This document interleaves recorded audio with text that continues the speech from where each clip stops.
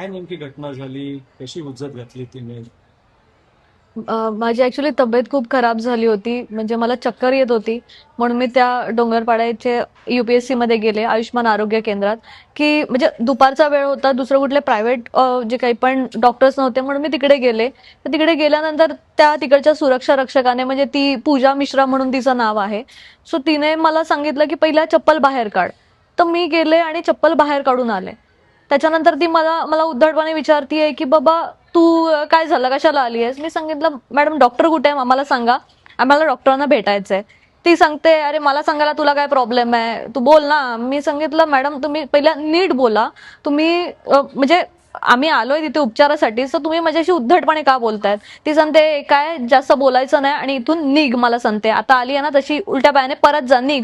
मी बोलली मॅडम निघ का बोलतायत तुम्ही आम्हाला, आम्ही इथे उपचारासाठी आलोय आणि तुम्ही आम्हाला निघ बोलतायत. त्याच्यानंतर मी बोलली मॅडम डॉक्टरांना बोलवा. आम्ही मग माझाही थोडासा आवाज चढला.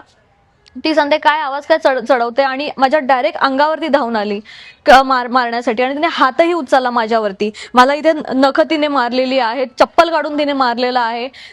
त्याच्यामुळे मला आणि मग त्याच्यामध्ये आणखीन माझी तब्येत खालावली. त्याच्यानंतर मग सर्व तिकडचे डॉक्टर वगैरे आले आणि तिला नंतर त्यांनी आवरलं आणि मग कुठे तेव्हा ती शांत झाली.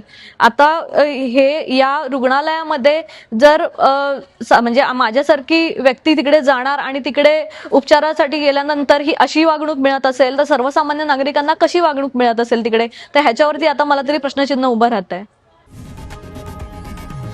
लोकशाही मराठी ऐका, पहा, जागरूक रहा.